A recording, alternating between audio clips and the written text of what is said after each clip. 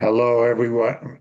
Stroke survivors and their families everywhere. This is Ralph Cortez with Stroke Warrior Radio again. Today we have a very special guest on our stroke survivor interviews. Uh, Welcome, Melissa Isaac. Hi, Melissa. How are you? Hi, Ralph. Thank you for having me. I'm good, thanks. How are you? I'm doing fabulous. Having a good day Good, so far. good. And you're where now? I'm just on I suppose it's called Greater London, but I'm just on the outskirts of London towards Essex in England. Oh, okay. I've actually heard of that, believe it or not. I have a Good. couple um, other survivors that I've interviewed from out there. And I Yeah. think one of them is actually Greater London. So, anyways, let's talk about going back to the day of your stroke. What were you doing? Did you realize what was happening? Had no idea.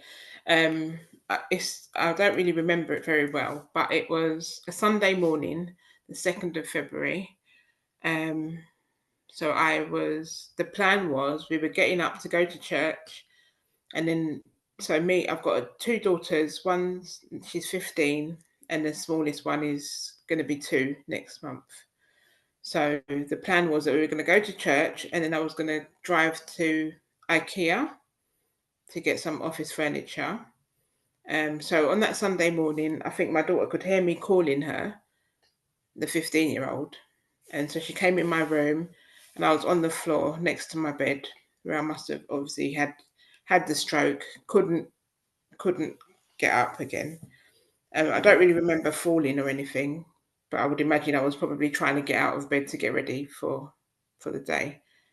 So yeah, so that was quite hard for her. So yeah, she found me on the floor. Did you have any, in hindsight, did you have Hmm. any indicators that something was going None, on?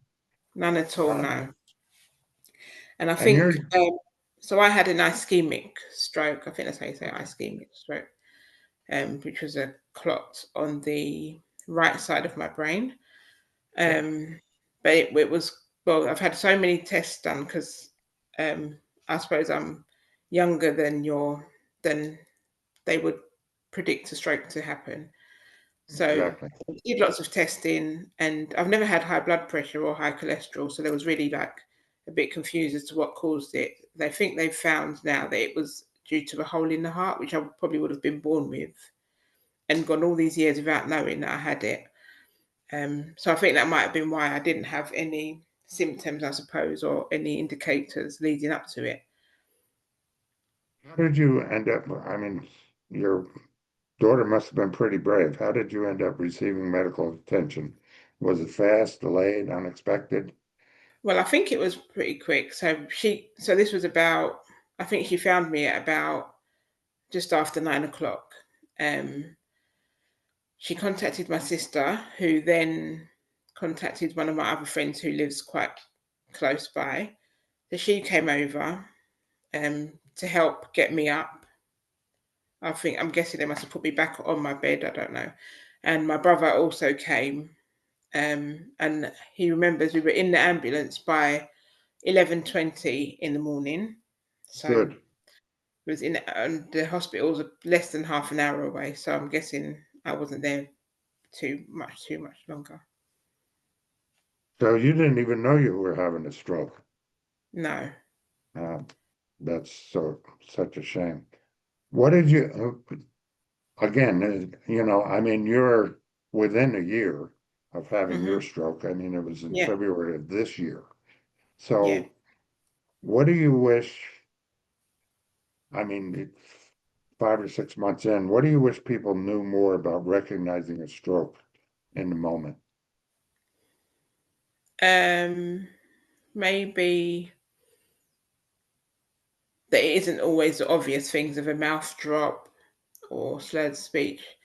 I guess there's other things. So um, maybe the weakness of one side that might have that been not missed, but obviously Yeah, the ambulance that came, they knew as soon as they saw me, they knew it was a stroke apparently. good, So good. yeah. That's great to hear. My first ambulance said you've already had the stroke. You don't need to go to the Oh, hospital. And they wow. left. Yeah, I know. What are some of the most difficult challenges you're facing in these first days and weeks? Well, in the first days and weeks, I couldn't speak or swallow, couldn't move my leg, couldn't move my arm. Um, I think I remember the biggest struggle for me was not being able to speak. I found that really hard. So I was just communicating through writing on a board or writing on a pad of paper. Right? Yeah. How long were you in the hospital? I was in the hospital for 1 month and then a rehab centre for another month following that. And the little difference between the United States and Yeah. England, United Kingdom is NHS. Hmm. Was that limited to because of NHS? No.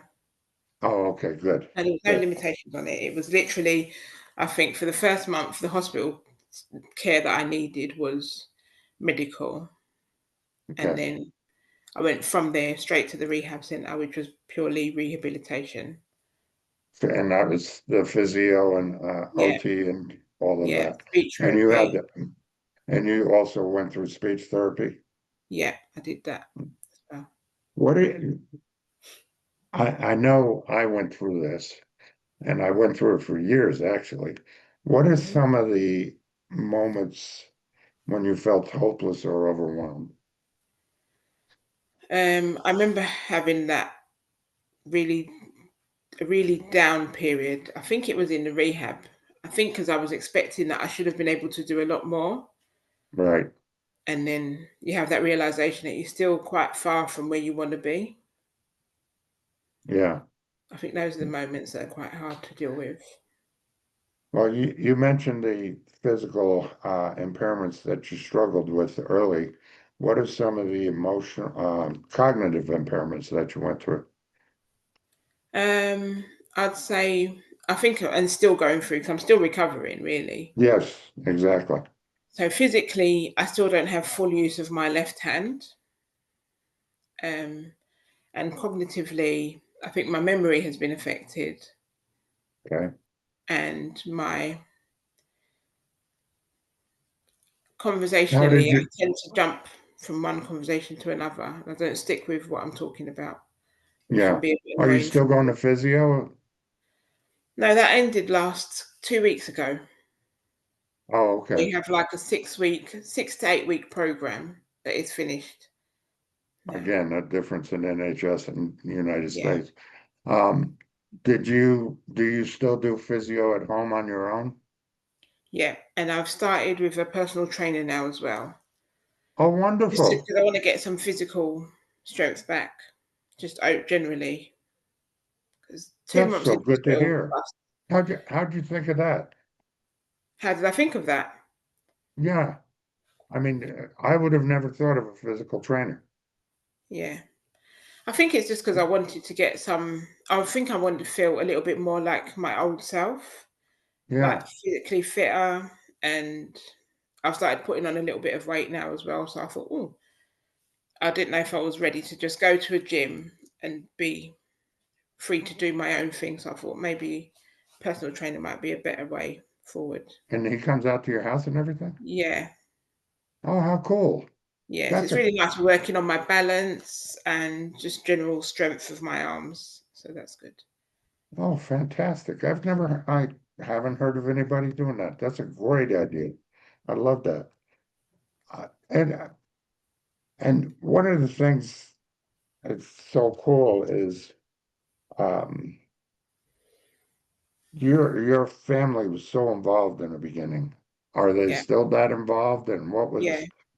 how did your family and caregivers and friends respond um, during during this time? I think And they've are done really responding well. now?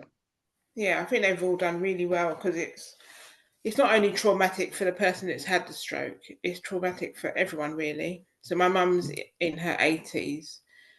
So it was really hard for her because she kept feeling like she should be there. She should be the one in that position, not me.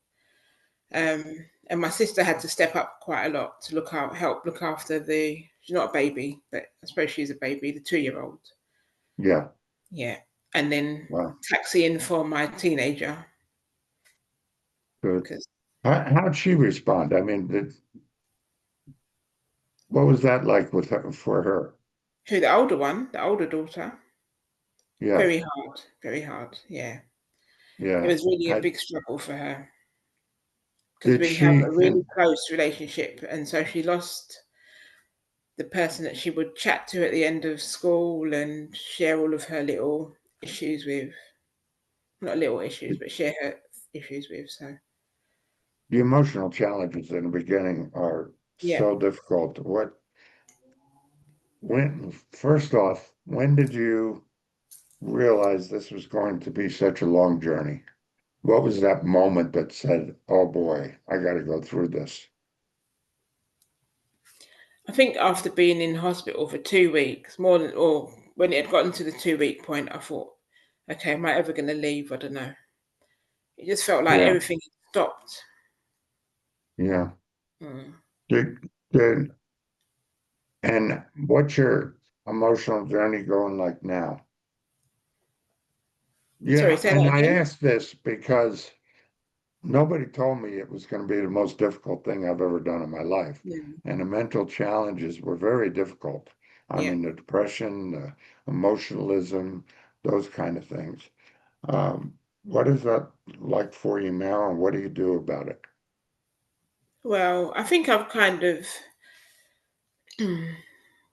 gone over a hump a little bit, which has been good. I got some counselling Good. because it was hard to deal with, to be honest. Mm. Do you still do that counseling? No, I finished that now as well. Okay. Okay. Do you, was that recommended to you, or did you just do that on your own? Because again, we're not Yeah, told it's going to be an emotional impact. no. No, I did that on my own because I recognized that I was having my low mood was lasting for too long. Right. I wasn't able to just pick myself out of it in a way that maybe I would have in the past.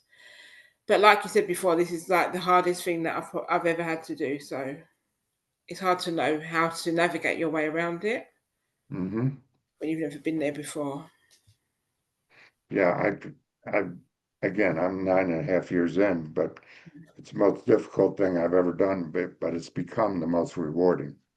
Yeah. It's amazing what I've found out about myself. Mm. What surprised you most about the recovery process so far? How long it takes and how varied it is. It's not just physical, like you said. It's mentally demanding and emotionally tiring as well. Yeah. Mm. What therapies or routines or support systems helped you the most? It's going to sound a bit silly, but I think using my therapy putty, there's How's this that? thing. It's like play play-doh. Oh, okay. Yeah, yeah, yeah. Because I find it the No, most challenging. I really struggle to do it, but it seems so simple. So it encourages me to do more because I think this is really easy. I should be able to use this, but it is quite hard. what was the turn? Is there so early on? Is there a turning point right now for you that makes your recovery better? Um, Achieving my goals, I think, because I set myself small goals, and I've Okay. done that ever since I was in rehab. So working through those. So I've recently just been able to change the nappy of for the little one. Okay. So that's been a really good feeling, and using a knife and fork again as well. Oh, wonderful. Mm. What's what's one myth or misconception that you're learning about stroke that you'd like to break? Break the myth. Um, that is something that happens to old people or really unhealthy people or whatever unhealthy looks like, high blood pressure, high cholesterol, smokers. Yeah, I like that. It's not the What case. if you could give one piece of advice, and this is curious because when I interview people, it's like a Hmm. whole range of length of recovery. But if you could give one piece of advice to someone just starting their recovery, such as yourself, what would it Yeah. be? Focus on where you want to be and don't lose sight of that. It's those small goals, right? Those little Yeah. victories every day. The little one, the little wins. How's what do you think about the changes that you're going through emotionally, mentally, or spiritually? Um, Changes. Let me think. I think I've become a lot more appreciative of people and Oh, family, friends. I think I've got a new. I've always appreciated the people around me, but I don't think I've really understood how much they mean to me. Or, you take things for granted, I suppose. Or I did anyway. I realise that now yeah, because my time in hospital and rehab, just all I could think about was the people that I missed, like my friend, my children, not having them around or not being able to see them when I wanted to. Yeah. yeah. Did you uncover any strengths, or are you uncovering any strengths or resilience you didn't think you had or didn't know you had? Yeah, definitely. There's definitely resilience that I didn't know that I had because I've never experienced anything like this before. Right. So you learn a different level of strength um, to get past a physical challenge and a mental challenge, which I've not done Yeah. before. Yeah. Have your values or priorities shifted because of this? I think I'm a lot more spiritual and a lot more grateful for the things in life that I think I had a level of gratitude before, but getting through this has made me really realize that there is more to life and I have a purpose. So I'm here, so I need to live out that purpose and not waste it. How's it going? Well, I see that one of the things you're doing, you're trying to use a platform to share tips and tools and that kind of thing. How'd that come about? I think just having the stroke, I thought to myself, this can't be in vain. It has to be for a purpose. It has to serve a purpose. And so I thought, is it to make me a better mum or is it to make me a better friend? And I thought, okay, do you know what? I want to use this experience to inspire other people. When I had the stroke, I found it so hard to find inspiration and positivity from other people. So then I thought I want to be that person that can put out some kind of light to other stroke survivors.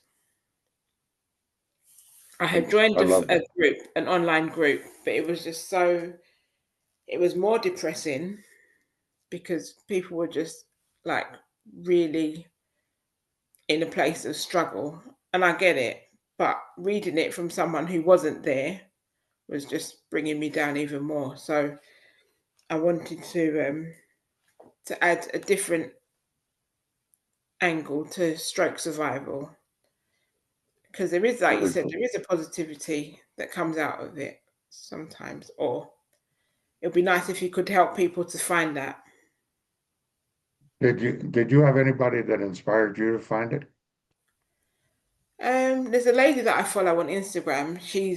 I think I'm inspired by her because she has like the most perfect hand functions. So I watch hers and I think, wow, that's impressive. And I've reached out to her. She's really nice, really helpful, and she shares her hand and her arm exercises. She has shared those with me. So but she's really committed Cool. to her exercises. She exercises twice a day. Yeah. So Cool. Very cool. mhm. What inspired, tell us about what you're doing now to support other stroke survivors and stroke awareness as well.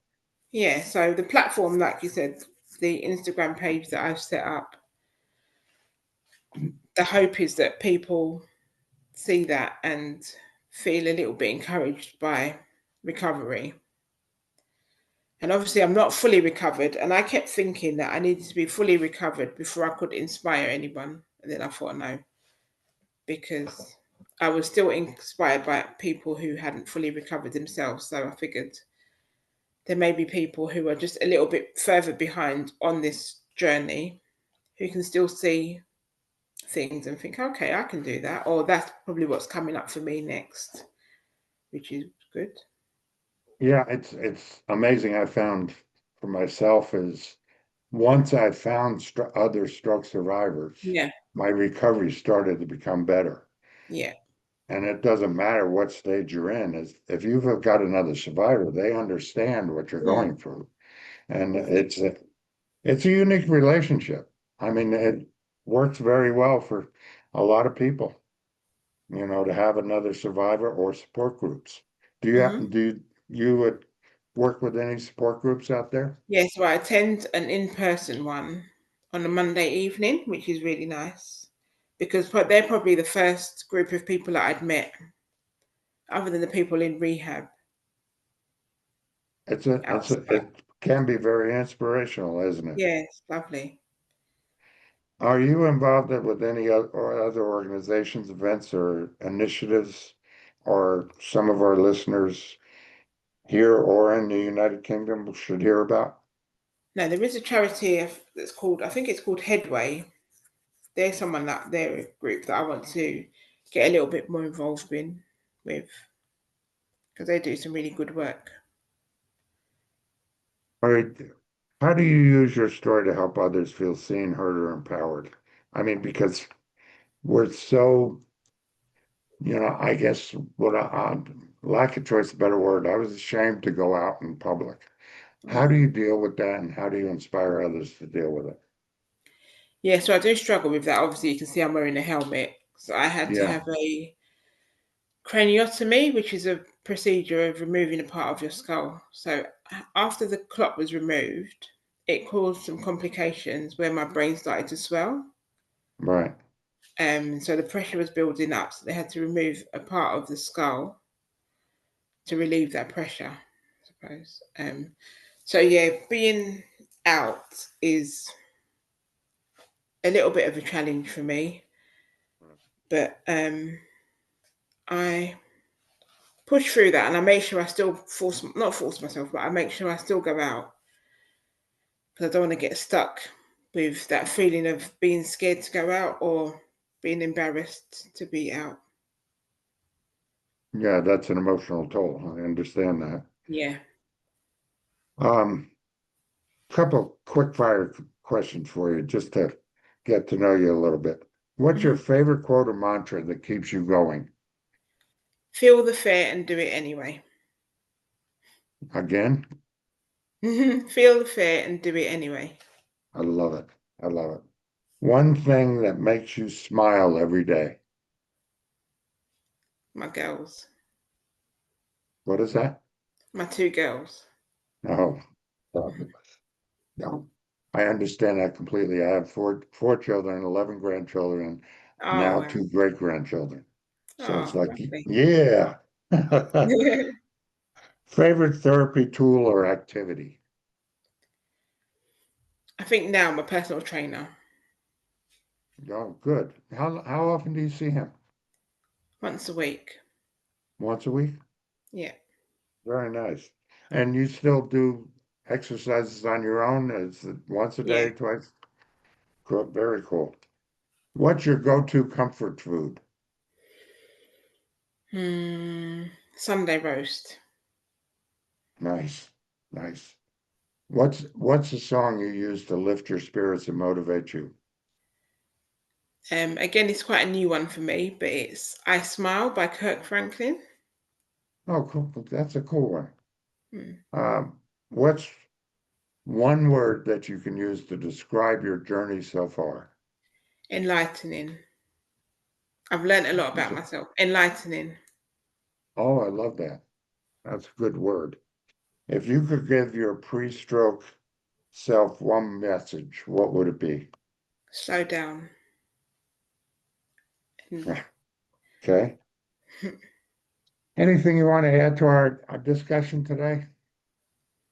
no, just thank you for having me Oh, it's been my pleasure. How can our listeners find or follow you? on Instagram, stroke_survivor 1711. Okay.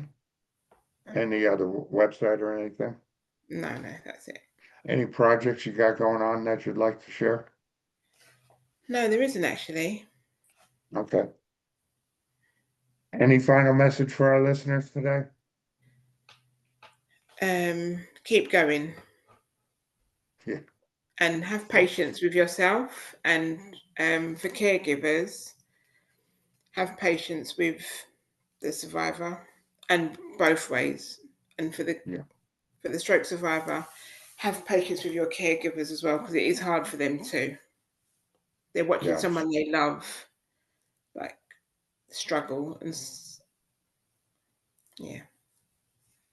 Melissa, I want to thank you because you're, we have a saying out here. You can be a stroke survivor or choose to be a stroke warrior. Mm. And a lot of us don't learn that early on.